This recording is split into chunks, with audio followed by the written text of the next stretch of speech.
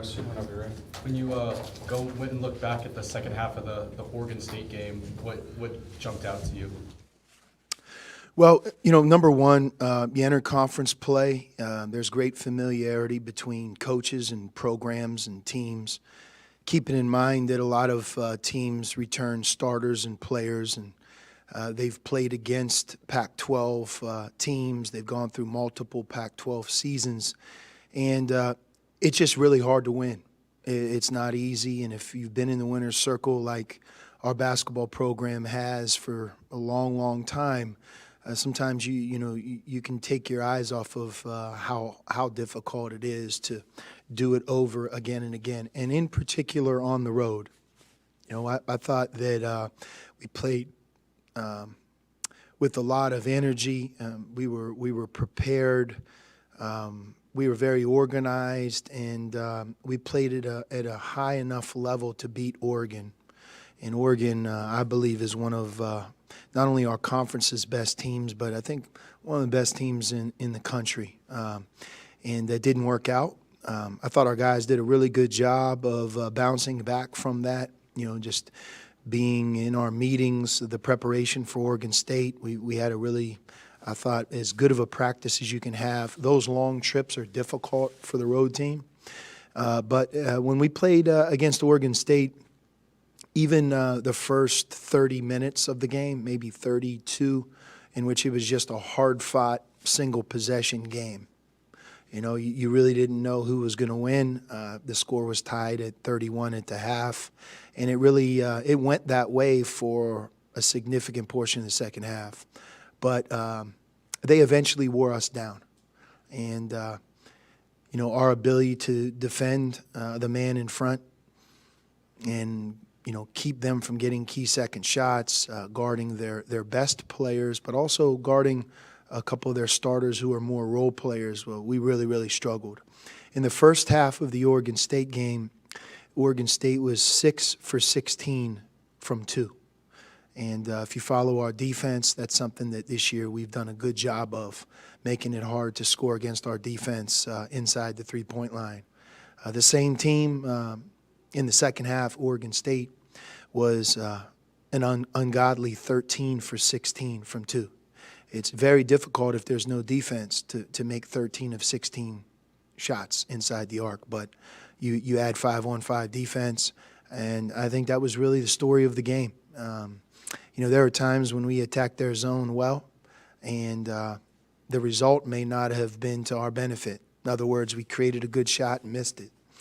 There are times when maybe we could have done a better job, but if you look at the reason that you lose that game, it's tough to win on the road in a conference when the team you're playing, scores 13 of 16 from 2 in the second half. And Trace Tinkle is an excellent player. I think Ethan Thompson is not only a very good player but much improved. And Oregon State is an older, physical team. And they wore our group down. Is it harder to win or when you're relying so much on the freshmen to make plays? You're the three freshmen rather than some of the seniors that aren't capable of carrying the team right now?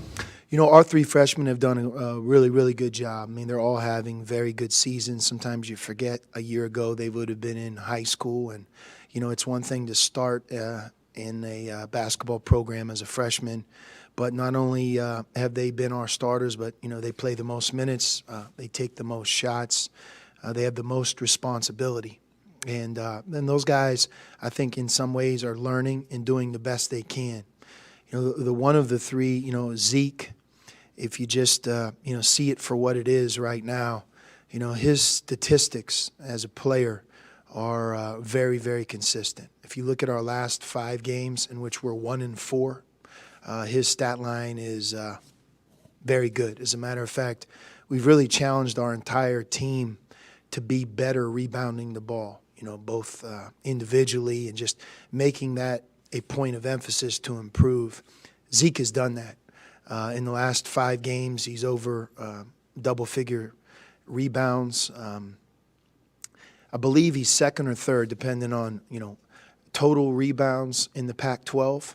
versus maybe just defensive rebounds. He's certainly, I think, emerged as one of the top 5 rebounders in the conference. If you look back at maybe 6 or 7 games into our season, although he was playing very well, his rebounds per game were maybe less than 7.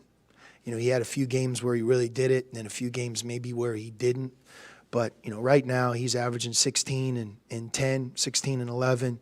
If you look at our losses, our 5 losses, and you look at his stats in those 5 losses, very consistent. And if you look at our 11 wins, very consistent. And I think that's really, to Zeke's credit. It's difficult to impact the game as a freshman, but right now his rebounding is skyrocketing, and I think he's playing really good basketball. He gets fouled a lot. He's shooting a good percentage from the line. And in the last 5 games, you can look this up, but I don't know if he has 5 turnovers as well. And for a young big guy who is playing against different defenses, that's a statistic that's really impressive as well. So we're also challenging him to be able to defend perimeter players, big guys, and that takes a little bit more time. But, I think it's worth pointing him out because of how impressive he's been through the first 16 games of his year here at Arizona. The other guys other than Zeke, what do you see as lacking rebounding-wise? I mean, is it effort? Is it matchups or being in the wrong place? Or anything?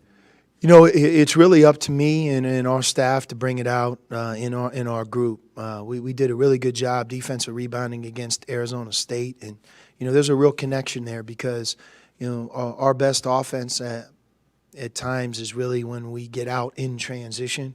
And the way you get out in transition is to create misses and deflections and turnovers, block shots, steals, and that leads to a fast push. And, when we're out in the open court, a lot of good things have happened for our team. But, when you don't get that same defensive rebound, it not only hurts your defense, but it really also, in our case, hurts maybe our best offense.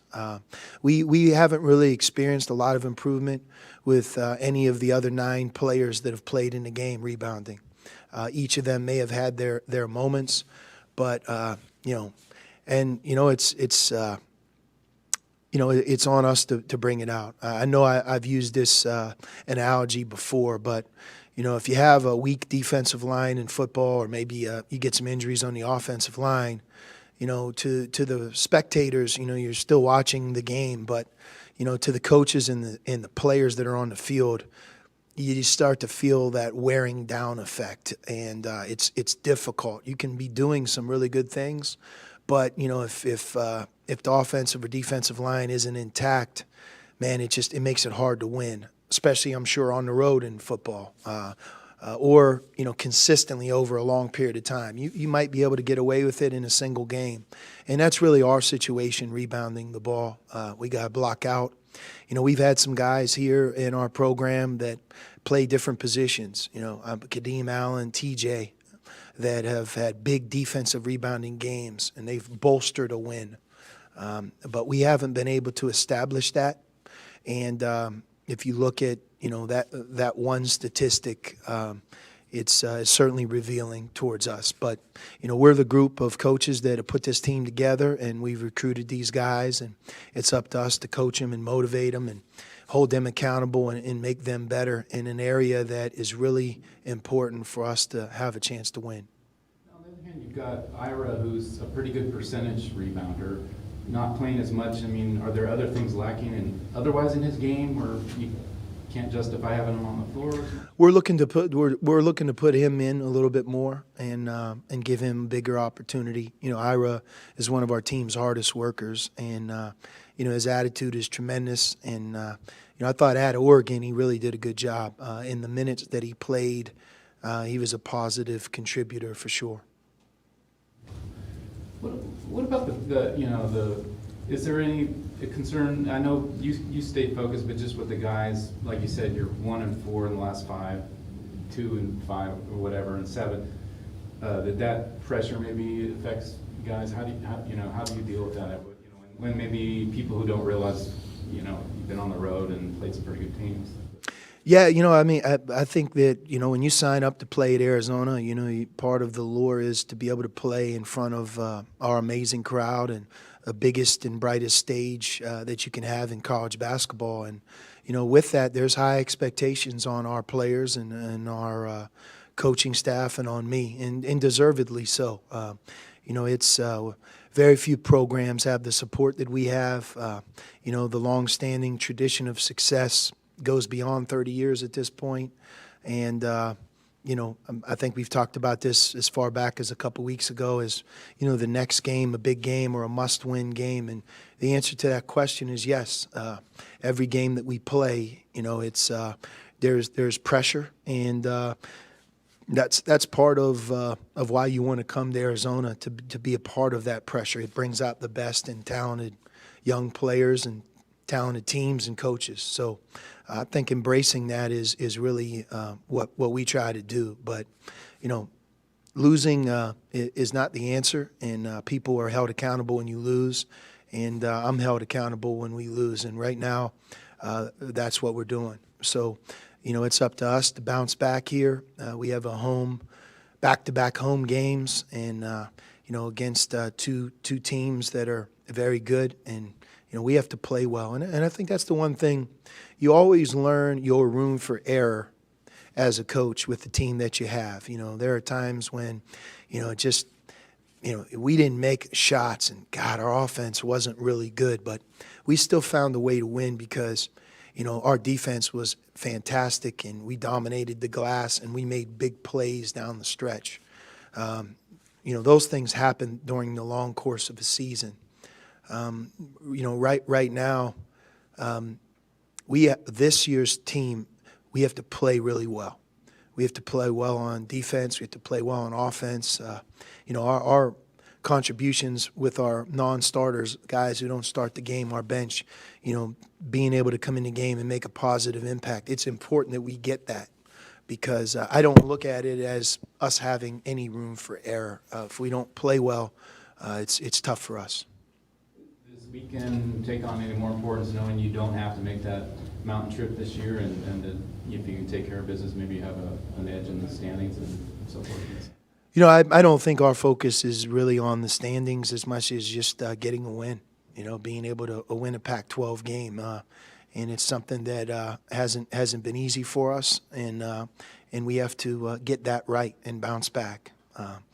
Conversely, we've played against some great teams in this country. There's no doubt about it. You look at what Baylor is doing. You look at Gonzaga.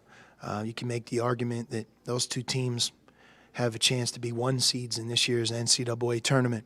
And, there are times when we've played really well in those games where we had an opportunity to win. We played winning basketball. But in those same games, you have to finish it. Sustained effort, sustained concentration and execution. And, it's something that our team is my hope, improving on and learning as we move through our games.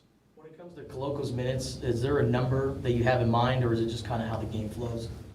We're trying to get him a little bit more than he's playing. As you know, he plays every game now, and he's in our rotation. And when Christian has come into game, he's done a lot of good things, giving him more quality minutes, even if it's 4. It might not seem like a lot, but, if your starting point is 8, you give him an additional 2 to 4. Playing 10 or 12 is a big difference between playing 6 to 8. And he gets more of an opportunity to get comfortable and impact the game. So we're looking hard at that for sure. But Christian, I would say, is also a bright spot, where he started. And you guys have seen him come in the game, even in our non-conference opportunities that we gave him. And he's done a really good job. You mentioned the other day you weren't that zone that you sprinkled out wasn't really, it was tough to do in a situation on the road where you're losing. I mean, is it something you guys worked on all this week, and possibly to have a little more ready if you need to? Yeah, no, we work on it all the time. As I've said, I think we'll show it at some point in every game, and we have. But I also want to make sure that you understand that 13 of 16 from the field, 2 for 2 came against our zone. We got driven by Reichel on the left wing with 3 seconds to go on the shot clock. He took the ball hard to the basket and got fouled. And then Trace Tinkle caught the ball in the middle of the zone late, turned and faced and threw a high-low pass, and they dunked the ball over the side of the rim. You have those same concerns regardless of what defense you play. When the shot goes up, are you going to rebound? Can you keep players in front? And against virtually every team, but certainly in the games we've struggled, our defensive rebounding and at times just our inability to keep people in front of us. That's something that we're hard at work, and we're trying to improve, and we have to improve that this weekend for sure. I think you were asked this after the Oregon game, but do you expect to make any lineup changes in the starting rotation to maybe get a spark? Anything like that? No, I think so. One of the things we look at closely is just the start of each half. And, that's the telltale sign in many ways, because you're not evaluating just one player. You're evaluating the group that you believe gives yourself the best chance to win, right? That's why you start those 5. And, we got off to a slow start against Oregon State. We got off to a good start against Oregon, got off to a very good start against Arizona State. That really hasn't been an issue. I would say that just rebounding in general, I've given you an example of one player, and certainly the one player that I mentioned, Zeke, has a lot of ability, and he has a lot of ability rebounding. I believe he can rebound even better. But when you're averaging over 10 rebounds a game and you're in game 16 and you're one of the top 5 rebounders in the Pac-12, you're doing a heck of a job. He's had as many as 8 against Gonzaga, but that same challenge, it's not as if we stop with him. We have guards who can rebound better. Certainly, if I'm walking in the door 6'8", 6'10", being able to get the ball off the glass and rebound it, I'd say that there's nothing more important as a responsibility to do that. Same thing with free throw blockouts. Free throw blockouts is, it's kind of our version of special teams. It's something you can really control. The other team is shooting a free throw, and we elect to double pinch on both sides. One of the guys on the outside has to get the shooter, but we've struggled at times to get all 4 guys in the lane to take that part serious, to be able to step across, I'm at the end of that, if at the end of the game, if a guy isn't able to block out on the free throw line, do you want to trade him to another Pac-12 team? Of course, but you're not able to do that. You can't cut them. You can't. You just have to kind of look and say, hey, look, we just need you to do a better job of doing what we're asking you to do. I know it's not fun. I know there's not going to be an article written after the game about your free throw blockout. But if you don't mind, we really appreciate if you could put your hands up and step across that guy so he doesn't get the ball if they miss it. And, there's a lot of that going on as well. And but we're hard at work and, trying to hold everybody accountable. And that's really, I believe, what this weekend is. This will be a revealing weekend in many ways, just to see how we rebound, how we perform, how we're able to bounce back off of the Oregon swing. And, I talked a little bit about, coming back off the holidays, about just trying to teach our players, the value of being a great competitor. Being a great competitor, it's like those plays within a game that you just marvel at, you just really appreciate, a guy like Kevin Parham running down, a breakaway to block a shot off the glass, a guy to rotate across the lane and give up his body and draw a charge, to chase a really good player off of a screen like Trace Tinkle so that when he receives the pass that he's not open. Scouting, balls taken underneath their basket. And these are the 4 or 5 concepts that they really try to utilize to get the ball in and to get a good shot. And can we take those concepts away? And are you locked in, or are you the guy that is going to break down and let his man receive the pass? So, those are the competitive things that we're talking a lot about. Obviously, rebounding is a big deal. The 50-50 balls, loose balls, You know, those balls that hit the rim a couple times, and you just run in and you go grab it with two hands. You know, that only counts for one rebound on the stat sheet. But if you're playing for us right now, man, that's an incredibly valuable play because, you know, that's something that may allow us to out-rebound our opponent. And you guys have the stats as well as I do. When we out-rebound our opponent, we're really a hard team to beat. So you said you are thinking you might change the lineup or possibly the rotation when you got. Yeah, I don't think we're there. There is a possibility, and you know, it's a possibility all the time. You know, you want to keep everybody ready to go. There isn't a big difference between some of the guys who don't start the game and maybe a few that do. We try to give the starting nod to those that deserve it, that give us the best chance. And, you know, sometimes it's a matter of circumstances. You know, you could have a front court player who might be your overall 6th or 5th best player, maybe 4th. But, you know, you can't start 3 big guys, right? Or vice versa. So, but we're always looking at it. And the other thing is, you know, we've played 10 players. And usually when you play a deep bench like that, I don't know other than maybe Derek Williams' year if we've ever gone that deep on the bench. But, you know, you want to get value out of that. You want to get, you know, if nothing else, you get that sustained great effort because you're playing 10. When that sustained great effort isn't in place, then sometimes it makes sense to play 9 or even, you know, 8 or give those guys a little bit more of an opportunity. But we're not there yet. I don't think it's about, you know, benching anybody or just changing the lineup. It's a matter of us playing better as a team. Coach, this is just for a feature I'm working on. What do you remember about Pace Manning as a player, and what does it mean for Nico to have a father with that kind of playing experience in his corner? Well, I know Pace was a great player. If you're a pro like he was, that speaks to everything, you know. But I think he was hard-nosed and, you know, loved the game. But, you know, to have somebody who's been there and done that, it always benefits their son, for sure.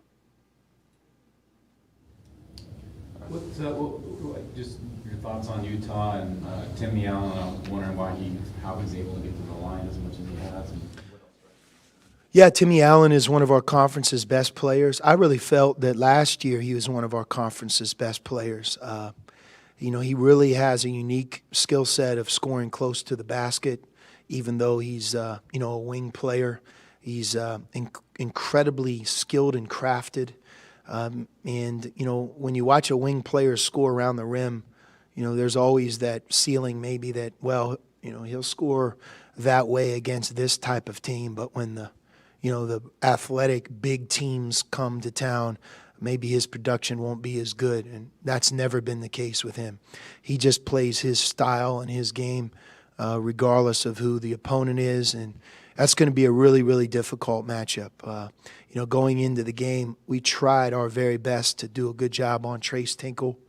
We had no answer for him. You know, Trace had, I think, 20 points, 7 assists, only 1 turnover, 6 defensive rebounds, and just got to the foul line. And he played against us like he plays at every game. I think Timmy Allen is that same tough task where do we have anybody physically able to defend him? And that'll be a big difference in the game between us winning or losing. What else strikes you about there? A lot of transition with them as well as you guys. You know, they have this year. What do you think? Yeah, you know, Booth Gotch is, I think, one of our conference's best players. He can really get it going from 3. He's also very clever using the middle ball screens. He makes other people better. I love their freshman point guard. He's very, very smart.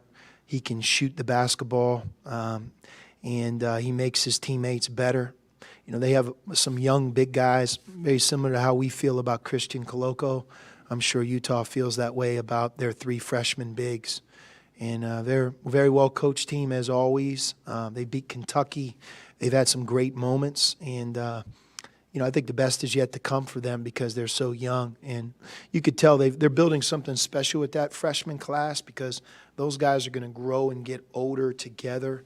And I think at some point, you know, when they're veterans, they're going to be an excellent basketball team. They're a very good team right now. Thanks, Coach.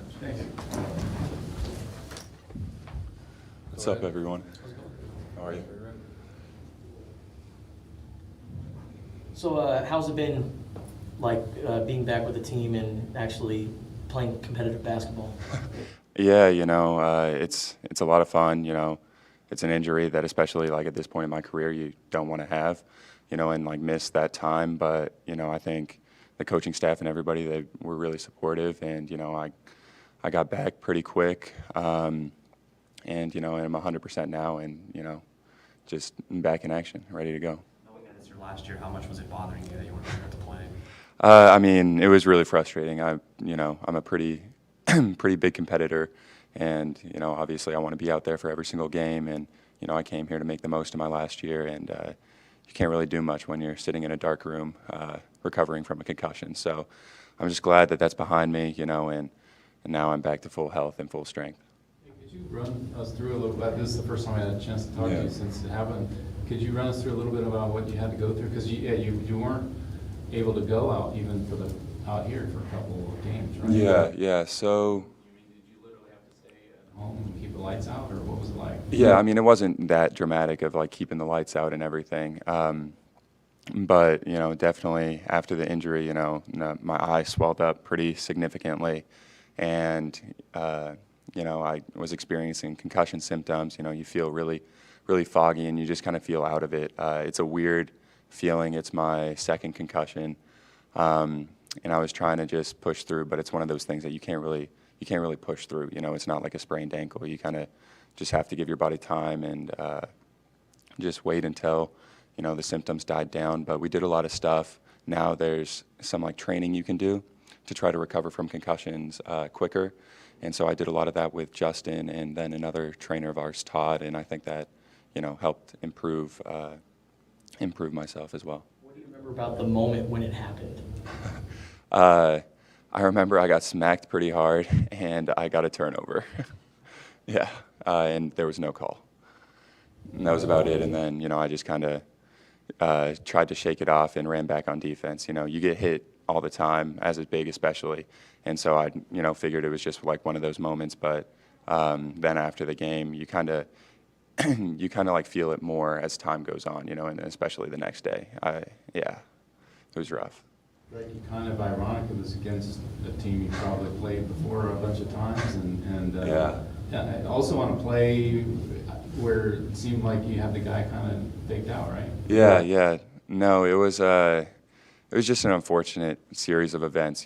Playing Penn, it's obviously a game. I played them before. You want to come out and play well and do well, and to have something like that happen. I think it was like the first minute or so I was even in the game.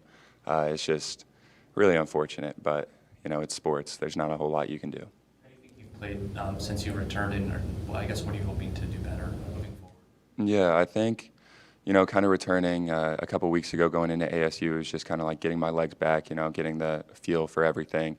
Right now, I'm really back to 100% and feeling really great out there. So I'm just trying to take advantage of mismatches on the floor. Rebounding is a huge key for us, and shot selection.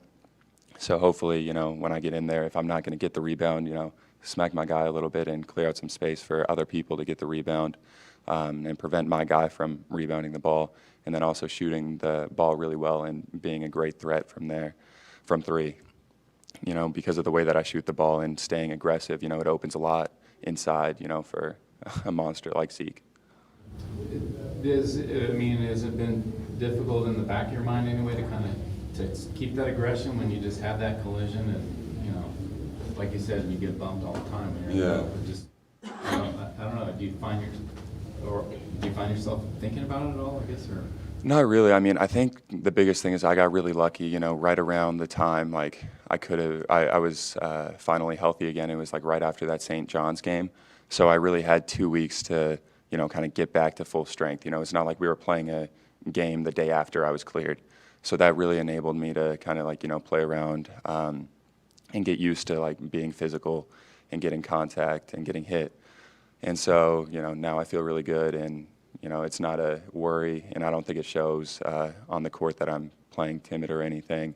I think I'm a physical player, and I think I'm doing what I do best. So you mentioned You had another concussion. Is this one similar? Is it worse? How would you compare it? I think it was pretty comparable, pretty similar. It happened a few years ago, so it's not like this one was any worse. Pretty similar overall, I would say. Is that a game at Cornell or? That was during the summer. I think after my freshman year, I want to say. So like 3-4 years ago.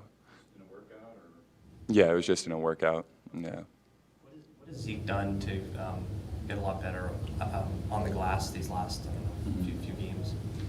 I think, it's for him. He's got the physical and athletic tools, so it's just, a part of it is the ball bouncing the right way, part of it is getting the opportunity, if we don't play well on defense and they're making their shots, there's obviously less rebounds to grab.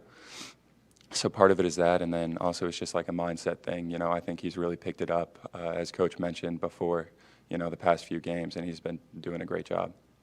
What was your Netflix show of choice during the early part of your recovery? I've been a big fan of You and Messiah. Those are my two right now. Although now they're done, so I need another one if you have any suggestions. What did you do with all that time? Because for a while, could you not even do conditioning stuff? Or? Yeah, you can't. Yeah, that's the tough part. You're really just sitting around, and it's like one of the things that I'll do is like I'll read out here, but you can't really read. My teachers were great, and kind of gave me some extensions to finish up my coursework because it was right around finals time. But it's like even watching TV, I have to turn it off. I had to turn it off in the early part, like after a little bit, just because it kind of gets it's a weird feeling. I don't know if any of you have had a concussion before, but it's just it's a weird feeling, and you kind of just have to go based on your body. Yeah. So what do you are you taking a similar load, by the way, this spring, starting up today, or? Not really. So I did a good job, and probably it was a little bit too ambitious, but I front loaded most of my coursework. I want to say I took like 33 or 36 units between the spring, summer, and fall. And so right now I'm only in one class, and it doesn't even start up until March. Yeah, so it's smooth sailing. Take 2 classes a semester, or is it just average over the year? I think it's 3 classes, but because of the degree that I'm doing, all you have to do your last semester is like enough to finish your degree. And so I'm 1 class away from finishing my degree, so that's all I have to take. So where is there anything now that you're healthy you can do with that extra time, either in basketball or with the rest of your life, just to, Yeah. Yeah, so with basketball, that's obviously the focus. I've been putting in extra workouts with Coach Murph. We get in the gym every morning. And then, I've been watching a lot of film, especially now in league play. Everything's a lot tighter and the films are more intensive. So, I'll watch, the previous game of the team we're playing. So like Utah, I'll watch the last game and then, focus up on my matchup specifically. And then besides that, like I said, I've been trying to read a little bit more. I follow the stock market. I've been working with this hedge fund manager that I worked for a couple summers ago, doing a little bit of work for him on the side as well, just in my free time. Because, outside of basketball, you want to, did you like that internship and maybe want to go somewhere in that direction professionally at some point? Yeah, I think long term, I could see myself in finance. That's why I did the accounting master's here to kind of, give me a little bit more of an edge when analyzing financial statements. I think it's too early to kind of, just jump the gun and say that that's what I'm going to be doing. I want to play professionally after this year, given the right opportunity. And, obviously I need to pick it up a little bit to have those opportunities. But I think long term, something in that or wealth management is kind of where I see myself. Do you, what do you think? I don't know how much you guys have had a chance to study Utah yet, but I was just kind of curious what you thought, and especially in light of you're talking about rebounding, and I know Coach Miller's talked a lot about how important that's been. And, what kind of challenges do you think you have with these guys? Yeah, they're a good team. They're a young team, and it's part of the thing about being Arizona. Every single time you go out, you're going to get everybody's best shot. They're obviously capable of playing really well, as shown by when they beat Kentucky. you know. But like any other team, including ourselves, you know, they've also had games where they haven't played up to their potential. But they have some great players, and they're going to be a challenging matchup for us. But I think we're doing everything right now, and we're going to be well prepared for them and ready to get back on track. You know, you guys have played, what, 3 top 10 teams, gone on the road, et cetera. It's not been easy, but big picture-wise, you know, you have lost 5-7. Do you hear anything? I mean, that people are concerned? Do you guys hear any of that, or is that anything that... Honestly, like, we try to keep ourselves pretty insulated. You know, obviously those games that we've lost on the road, you know, against Baylor, the game against Gonzaga, the game against Oregon, you know, they're all really close games, and, you know, could have gone either way with, you know, a certain play, you know, if we can get one 50-50 ball or whatever, which, you know, gives us confidence that we're capable of beating anyone. But I think it's also, you know, with the team that we have, you know, our freshmen are doing a great job, and they're just going to continue to improve. You know, I don't think anybody would say that Zeke was playing better, you know, in October than he is right now. And, you know, give him another month, I think we're just going to be even better, and the chemistry is just continuing to build. So yeah, I think we're doing a good job with that, and, you know, there's not a lot of, we try to just, you know, keep it to ourselves. Well, and was there anything specific you kind of get out of a weekend like that where you played really well against Oregon and, you know, a tougher team, and then Oregon State, you know, I don't know if it was matchups or whatever, just a different deal a couple days later, anything you get out of that? Yeah, I mean, there's definitely, you know, certain things that you take away something from every game. The Oregon game, you know, there were a lot of 50-50 balls that didn't go our way. You know, that was a lot of the emphasis. The Oregon State game, you know, they just kind of wore us down a little bit. So I think, you know, the takeaways are, you know, we just have to play together a little bit more and take better shots. Kind of like what I said in the first part of the interview, you know, focusing on shot selection and rebounding. I think if we can kind of hone in on those two things, it'll do us wonders. It's not really one of those things where you have to, I mean, everybody's obviously going to nitpick, you know, at every single play, but in general, you know, you want to keep it simple. You know, I think if we focus on rebounding and shot selection and just playing hard and playing together, we'll be all right.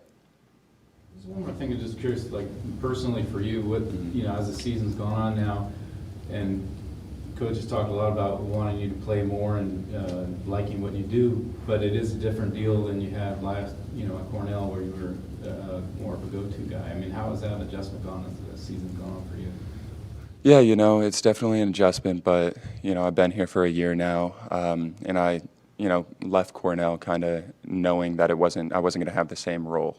You know, I came here to play on a bigger stage, to give myself a better opportunity to play professionally and to win some basketball games, you know, and experience what it's like at a high major program. And, you know, every transition is going to have its challenges, but, I mean, the only thing I can do is kind of just hang in there and just wait for my opportunity and do the most to take advantage of my opportunity when my number's called. Thanks, Tom. Yeah. Thanks, Tom.